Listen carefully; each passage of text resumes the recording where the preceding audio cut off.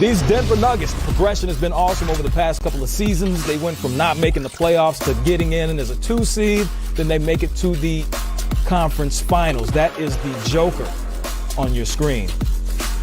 Not in the playoffs on the outside looking in. So, Candace, looking at everything that's been going on with the Denver Nuggets this season, real quick, what is wrong with Denver and how can they fix it? Well, their defense has always been an issue, but my problem is Jamal Murray was held to 6 points in the second half against the Jazz last game. I think them finding a closer, somebody that can really get them going down the stretch, they've had a problem with that. Yeah, Candace, I look at their defense. I also look at the athleticism. They've lost a lot with Jeremy Grant not there and also Michael Porter Jr. not playing, but they're going to have to find a way to get some easy buckets on the offensive end. But to win championship, to get back to that level, they must defend at a higher level.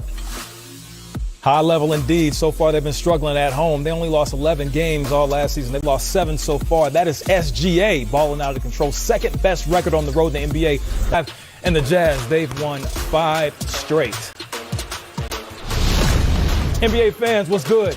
You're now rocking with the best. Ro Parrish here in Studio B. And, of course, right here, you know what it is. It's the CarMax pregame on your screen. And I am here to engage, enlighten, and entertain with, of course, Steve Smith, the champion and the all-star, and the most valuable CP. I like to affectionately call her the MVCP. Go on Google her because, you know, her resume is ridiculous. Defensive Player of the Year, MVP twice, championships. The whole gamut is there. Welcome, Candace Parker. Good to see you. Good to see you. It was my first time being back in the studio with you. So, you know, we'll entertain tonight for sure. We're definitely going to do that. And we're feeling good because all three of us got good workouts in. So, you know, we're feeling good. We're energized. Smitty, you're feeling good, I know. Yes, indeed, I am. And Candace, Defensive Player of the Year. Who would have thought, right? I love it. I love it. We all love it. Well, listen, she comes from the West, and sometimes you perform your best in the West. Speaking of Zion, he's been playing well on the West Coast trip. And by the way, it's true for Zion. And his game has definitely been better because he has been reading the defense better and performing like a superstar. Take a look at his shot chart. Again, a lot of the points so far this season, in fact, all of his points have come from inside the paint or the free throw line, 0 for 3 outside of the painted area. And Zion is playing well. Take a listen. Very efficient night. I guess it kind of started in the first and kind of built from there. What were you seeing specifically that allowed you to kind of get in such a rhythm? You know, just my teammates seeing me in the open spots and knowing which sets to call for me, and also just trying to read the game better, seeing how the defense is playing me, and just adjusting off that. That's Zion Williamson from the Brotherhood. We welcome in someone else from the Brotherhood, the Hall of Famer Grant Hill, who is on the call tonight with Brian Anderson. G. Hill, I got to start this off. We've seen Zion so far this season. The last couple of games, he's been appearing much more explosive. Maybe his best game of the season against the Kings, 31 points, shooting very efficiently. Tell me about the evolution of Zion and what you've seen so far this season. Well, Ro, you know, we forget that Zion missed a good portion of last season. And so, you know, this is all very new to him. Obviously, a new coach in Stan Van Gundy, a young team trying to sort of implement that system. But as you said, Zion is starting to figure things out. They're moving him around. He is really doing his damage, as you said, in the paint. He has not made a shot outside of the paint this season. One thing that I think Van Gundy has done is he doesn't traditionally just post him up and have him sort of go to work. He gets him in movement, screen and rolls, coming off screens, coming downhill, and using his size, his strength, and his athleticism to finish at the rim. You know, Zion is leading the NBA with 18.2 points per game in the paint, the highest mark in the league since our colleague, Mr. Shaquille O'Neal, had 19 points in the paint back in 2003. So, you know, Van Gundy is figuring out ways to be creative with Zion, and most importantly, he's healthy, he's on the court, and he's been very productive, particularly as of late. Well, Grant, with Zion attacking the paint and shooting as efficient as he did in the last game, 13 for 15 from the field, it opened it up for the shooters outside, and the Pelicans were able to knock down the three-point shot at a high rate. This season, they've struggled from beyond the arc. So what would you say to J.J. Redick, who's having career lows in three-point shooting, Brandon Ingram as well? Lonzo Ball has been out with injury, but He's not shot the three well. So what will it do? Because we understand you have to make threes in this league.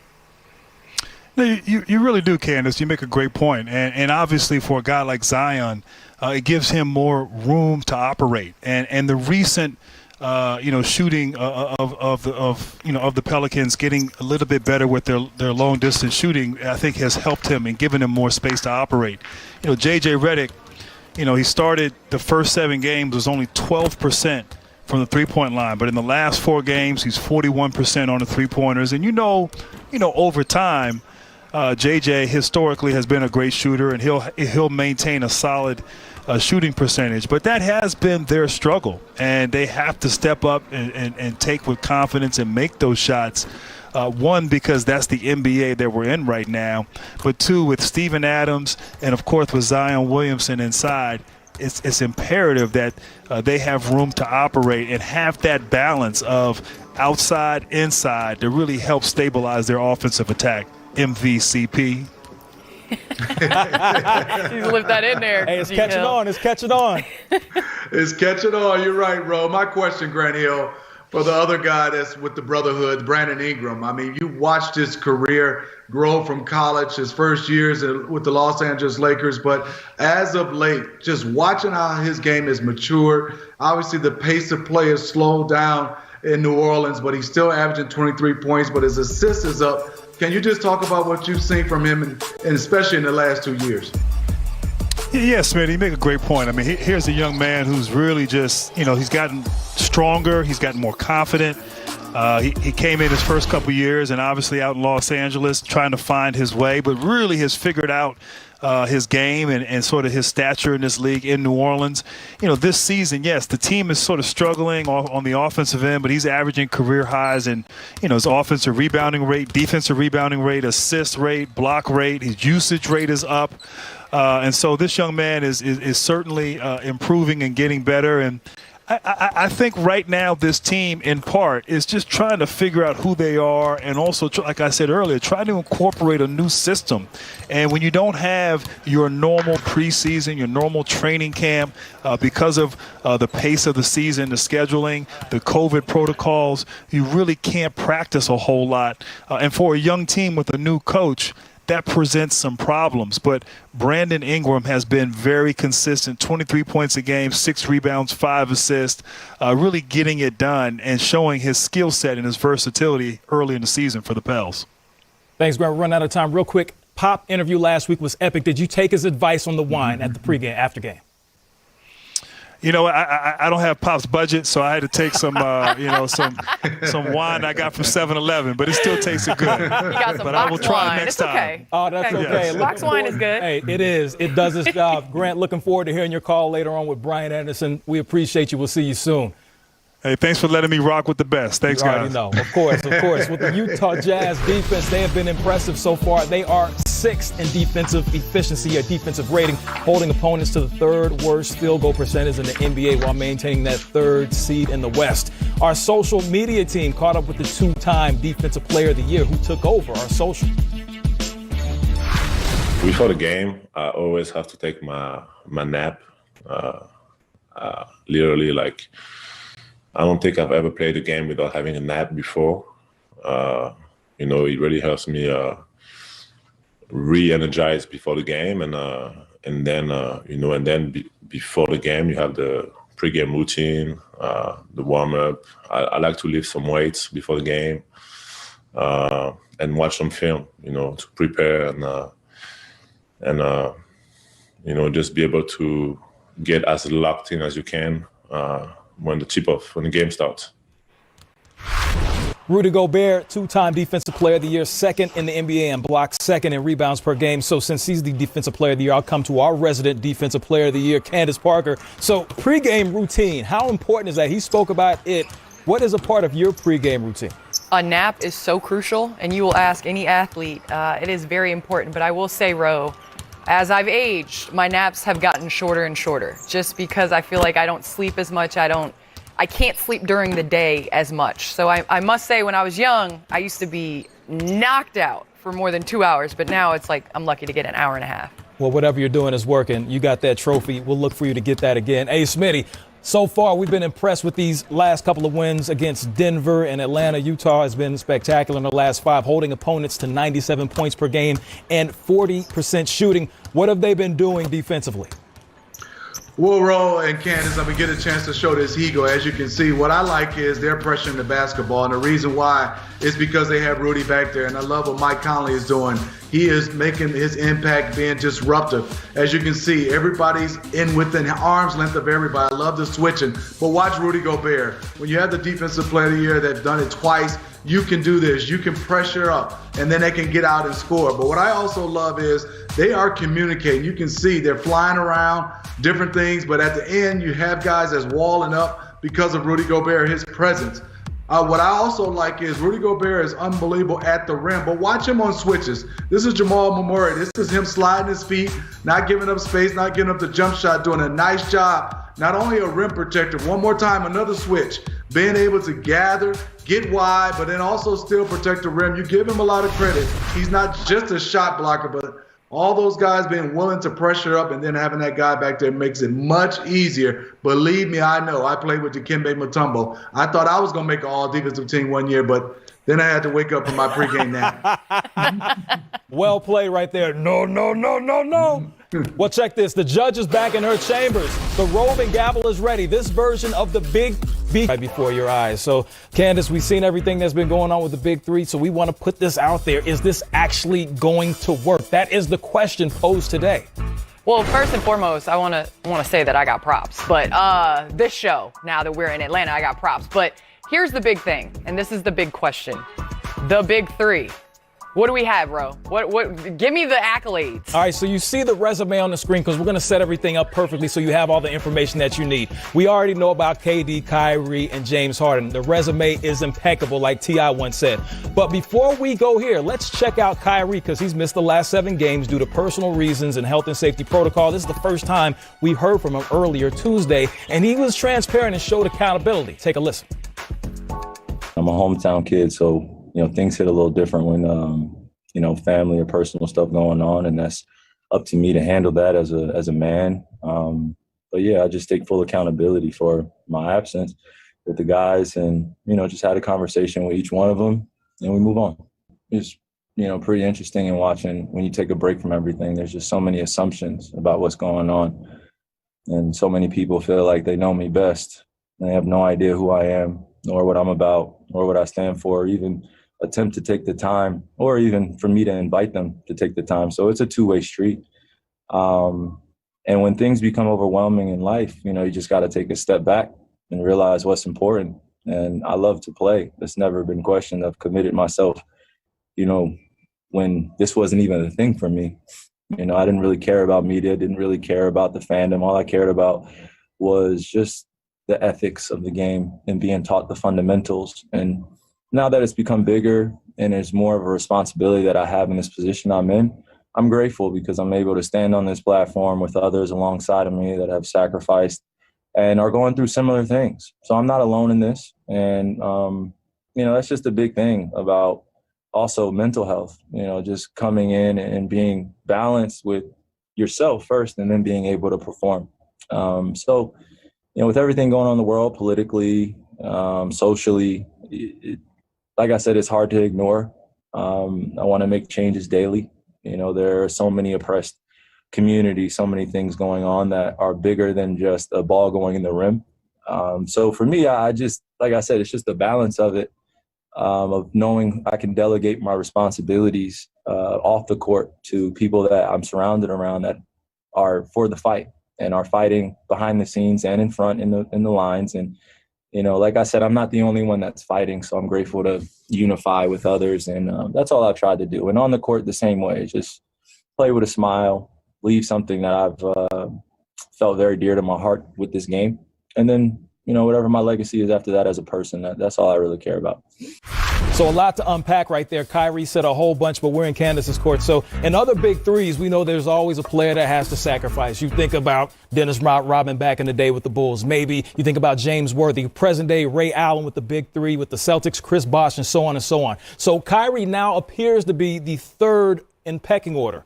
James Harden's the primary ball handler. KD is KD. Their chemistry is undeniable. Candace, Is this going to work? Well, Ro, you bring up a great point. You talked about other big threes. And with that, you talk about Scottie Pippen, Michael Jordan, and Dennis Rodman. It is known which of the big three is the lesser big three. Same thing with Miami. You talk about Chris Bosh, Dwayne Wade, LeBron James, the pecking order. Everyone knew who was going to take the last shot. Everyone knew who was going to have to sacrifice. D. Wade being one of the ones that had a championship, LeBron going for a championship, Chris Bosh coming to join the party. So I think that pecking order was a lot different. And the same thing goes with other big threes. You even talk about the Spurs and their dynasty with their big three, which changed in the future with Kawhi being added to that eventually. But in the case of this, it is debatable. Kevin Durant, Kyrie Irving has won a championship. James Harden is that third piece that's coming to a team. Also, you take into effect teams that have drafted players that haven't traded in terms of big threes. So none of these players have been with this franchise for an extremely long time. KD and Kyrie decided to come over this summer. But for me, I think success goes off of if three guys are at their point in their career when they're ready to win together. Because we saw one of the best big threes that could have ever possibly been was OKC, who drafted Russell Westbrook, drafted James Harden, and Kevin Durant. So with that being said, if they were 25-26 instead of 21-22, would they have won championships? So I'm going to go at all of these guys are at the stage in their career when they're ready to win, they're ready to sacrifice, and they're men, not boys, as James Harden said. Now, this isn't something that's out of your jurisdiction. You've been a part of big threes in your career as well. You and Nneka Ogwumike were the primary option, but there was other players that had to, in some cases, sacrifice as well. How did you handle that situation? I think there is a pecking order, but there's also an ability for everybody to understand that within whatever game, anybody can rise to the occasion. As we've seen just in terms of with LeBron leaning on D. Wade for leadership, knowing what it's taken. There's a lot of times you don't know what it takes to win a championship, and guys are striving for that. One of the best players in the game, LeBron James, did not know what it took to win a championship until he went to Miami and played with other great players. So I think James Harden is searching for that closer, which is KD and Kyrie. And I think that they're going to complement each other. I think everybody's debating, they're listening to all of this, and they're understanding that they have a responsibility to prove us wrong, because nobody believes it's going to work. But guess what? I think it's going to work. I got them winning a championship. I have them winning a championship in Brooklyn. I did not say this year. I said within 3 years, the Brooklyn Nets will have a championship. And that is the fact beyond reasonable doubt. Smitty, I know that you've been a part of some special teams, an all-star in '98 with the Atlanta Hawks. You had Mookie Blaylock and you had Dikembe Mutombo. That was your big three in the ATL. Your thoughts on this current big three? Well, Candace said it best. Just to add to that, it comes down to communication, but it also comes down to transparent communication. And also, you got to understand is when you win in a championship, things go on in the locker room. You're going to have to be able to definitely have those conversations that you don't want to have. And that's what I think me, Dikembe, and Mookie had. I mean, we had times where we would go at each other. I mean, and it was all like Candace said, because we all was ready to win and we were trying to win. I think for this big three right now is somebody's going to have to sacrifice. Somebody's going to be more of a facilitator. Some people's going to have to defend more. But I think more importantly, you're going to also have to understand is you can't exclude your other teammates. They got to feel a part of this when you want to win a championship, because it's more than just that big three. And if they can get those guys involved and not stand around, constant motion, I think they'll be okay. There it is. No objection for Candace and Smitty. Case closed in Candace's court. Well, check this. G. Hill gave us a good speech at half. telling us that, the way we was playing was not the right way. We had to play together as a team, and, we all listened to that. They made a decision to not let go of the rope. Focus, and we're locking in. Victory is our oxygen. No competition, we keep dropping in. Dort, another three, and he's got it. Dort erupting here in the third quarter on both ends of the floor. From 22 down to 2. Lou was outstanding. He made huge plays defensively down the stretch. He brings it every night, and that's one of the things that he hangs his hat on. It makes him the player who he is. Thunder within striking distance going into the fourth. You can't hold us back. How you like yourself? Spins in the lane. Canada foul! You see the emotion not wanting to go away. And we will head to overtime. Muscala, he connects from downtown. After trailing by 22, winning in overtime. I look at our logo. That's kind of what I think about, is that spirit. The approach is what we're most proud of tonight. Wow, it seems like a long time since the Thunder thrilled us with the comeback of the ages. It was the biggest comeback, the bestest game of the year. Can I say bestest? The Thunder were sky high that night, and tonight, they're only a mile high in Denver, Colorado. There's Jamal Murray, one of the guys they'll have to deal with tonight. But how about the hero from last Friday night, the last game? SGA, Shai Gilgeous-Alexander with that huge game, a career game for him in a career comeback win for the Thunder. Hi there. Welcome into the Fox Sports Oklahoma studios. Thunder Live is powered by Cox Communications. John Radigan here with the Hall of Famer Nancy Lieberman. Of course, you all know the Thunder didn't get a chance to play on Sunday. We were here. We were ready. We were ready. And the Thunder were ready, too. In fact, so much so, Nance, that they said, gosh, we got our basketball shorts on. We got our shoes on. Let's go play. They went and practiced instead of playing that game on Sunday. I love it. I love the fact that they wanted to play. And it's a good opportunity because you really don't have that much time during the season. It's every other day. So as a coach, this is what you love. And as a coach, that's exactly what Mark Daigneault loved. He loved the way the entire organization came together to make that Sunday practice happen.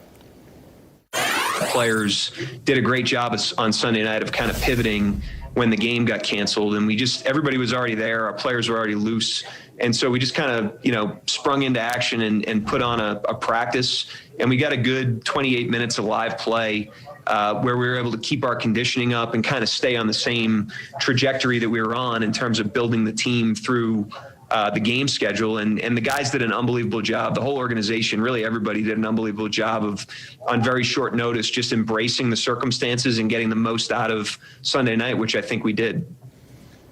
Well, and Nancy, you talk about the fact that you don't get to practice much this time of year. And like Coach says, you also sort of get into a rhythm during a season. So if you don't play, if you just go to the arena and then go home, maybe that rhythm is broken a little bit. There are so many things to like about the fact that the Thunder practiced on Sunday night. Well, it was pretty cool because the players wanted to practice. Certainly the coaches wanted to this, but think about it. You can do so many things. You can put 30 minutes on the clock. You can divide the teams with the assistant coaches, give them a little bit of experience. You can just put a target score up that each team has to hit. Everybody can do it differently, but more than anything, you get a chance to sweat and you get a chance to be around each other in a practice environment. Yep, they definitely did that, and they stayed in that rhythm. Let's see if they can continue that tonight in Denver. They'd love to pick up where they left off on Friday night, especially in that fourth quarter against the Bulls. What a comeback it was, led by none other than SGA, Shai Gilgeous-Alexander, with a career high in so many different categories, and that smile kind of says it all as he led this comeback, Nancy, and you look at the numbers and you get a sense of exactly what he did. Career high in points, he ties the career high in field goal percentage. I mean, so many things to love. Well, the young man has certainly taken the opportunity to lift his game and level up just in 3 years in this league. I really believe that he will be an all-star shortly just because of his overall skill set, what he can do going left, going right. He can shoot, he can finish, and he's a great team leader and passer. And that's the thing. You talk about that finish, right? Because he's always driving. And we love some of the statistics that are available to us now through the NBA. And he is an all-world driver of the basketball, isn't he? On drives this season with his NBA rank over there on the far right. He's first. He's in the top 5 in every different category on drives, Nance. Well, that just says he's breaking down the defense. And if you can break down the defense and get to the second level and make that back line rotate, the world is your oyster, because you'll be able to pick out when you're a great passer like him. Check this out. This is what he does to the defense. If you have great spacing, watch this. He's coming off this little handoff from Roby, but look at the players opposite. Look at the spacing. He's reading that. And if nobody commits to him, he can just dissect you, and he's such a great finisher at the rim. He can go off any foot and any hand. Next play down, same thing. He's reading what's going on. Stop it right there. You see all the defenses collapsing.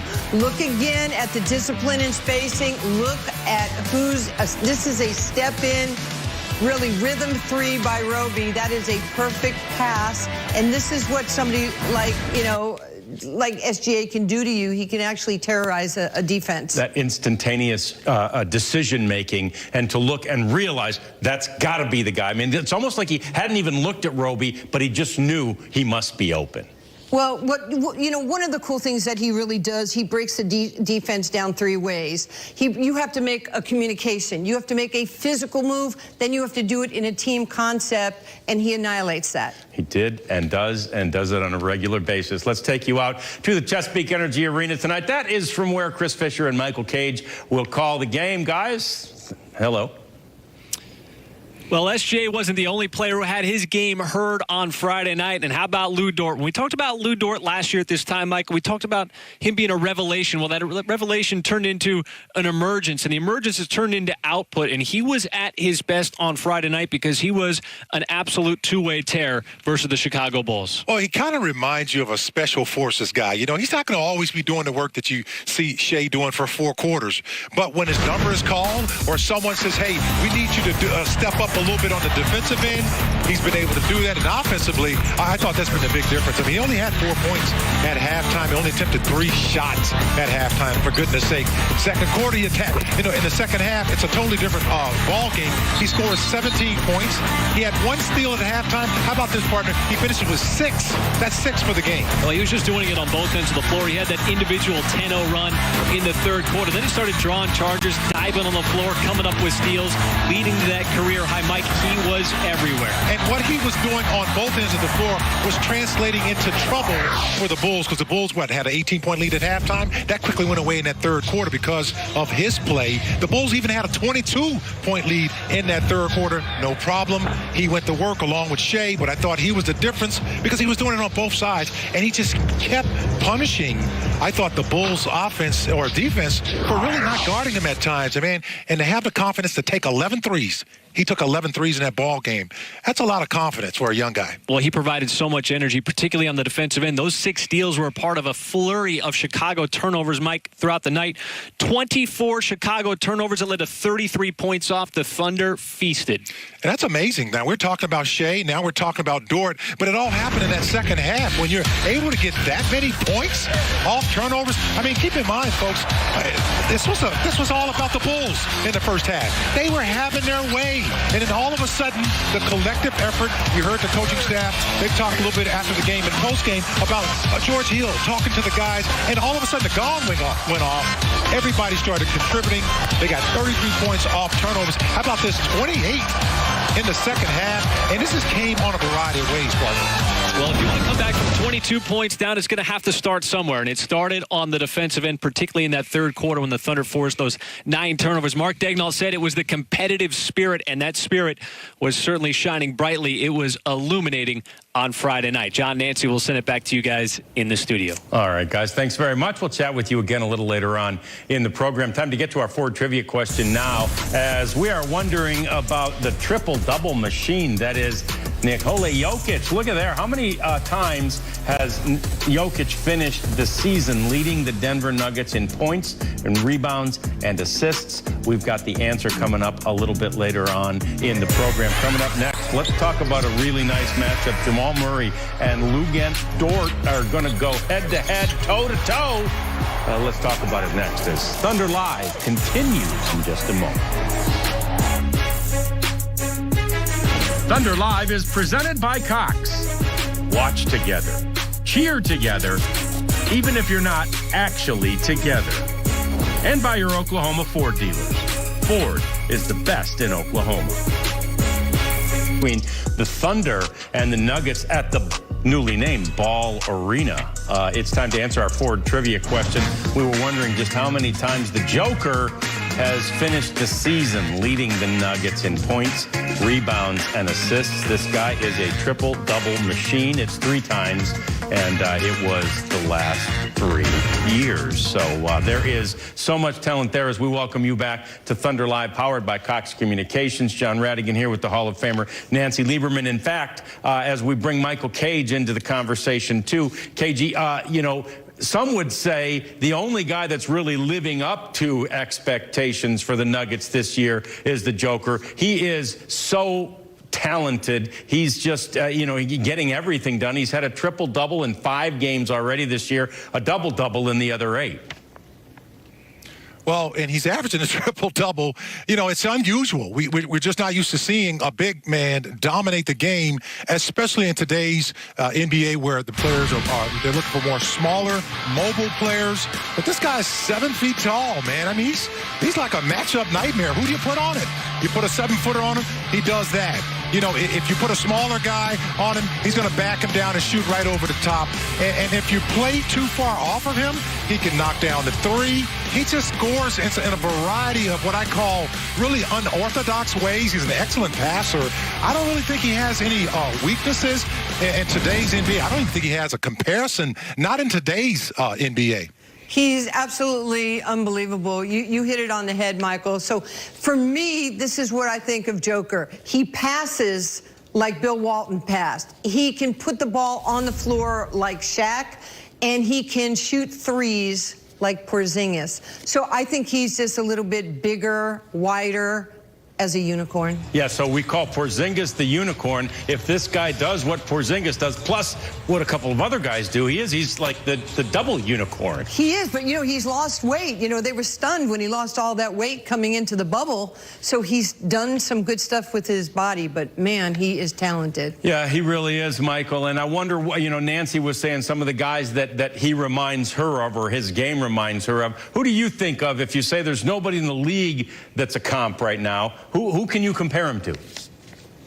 Okay, I have 0 + 1. I'm going to go with Arvydas Sabonis. You remember that guy? Yes. 7'1" Lithuanian.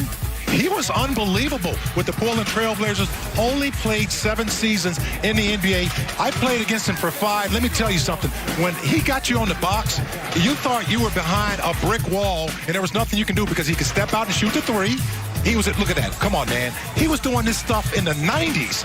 We weren't used to this. I remember when we first got ready to play against him, they were saying, okay, he's coming over. He's a little bit older. I'm going to say, all right, I'll wait to see what he can do. After the game, I was like going, okay, I need to see some film because this dude did some stuff that night that I had never seen until you start looking at the tapes of Jokic today. You say, okay, the 3-ball, the dribbling, the passing. Oh, I tell you, Arvydas Sabonis was impressive. They're almost like, you know, a mirror image of each other. Yeah, it's a great comparison, and his son's not doing too bad in the league in this day and age either, former Thunder player, is he? All right, Nance, so, but Jokic's off to a good start and all that, but he's not their only threat. Jamal Murray is a guy that the Thunder are going to have to deal with tonight. Well, they're going to have to deal with him on the perimeter. These 2 guys combined for 65 points in the loss to the Utah Jazz the other night. Murray can get to the rim. He can create his own shot. He's a willing passer, and he's just a hard worker, and he's just gotten to another level of his career. You know, confidence breeds just success and how you feel about yourself, and he feels he's on the same level as some of the top guards in the NBA. Yeah, and Mike, you know, obviously you got to stop that guy. It seems like almost every night, you know, the toughest or one of the toughest defensive assignments might go to Luguentz Dort. Oh, no question. Because, and right now, you know, Lou is the man when guys come in the building like a Jamal Murray, or you go in his building as they will tonight, because, you know, Lou can get down. He can get down low. He can play very physically. And he, you know, for a second-year player, he does a good job of being physical without fouling. Now, there's one thing, and Nancy, you know, used to play this game, too, at the pro level. You can be physical all you want, and they keep blowing that whistle.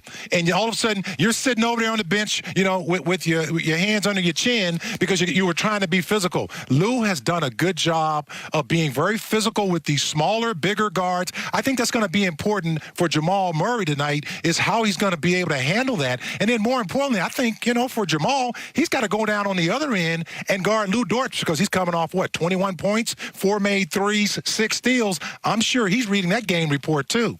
Well, Michael and John, he makes such a great point about being on the court.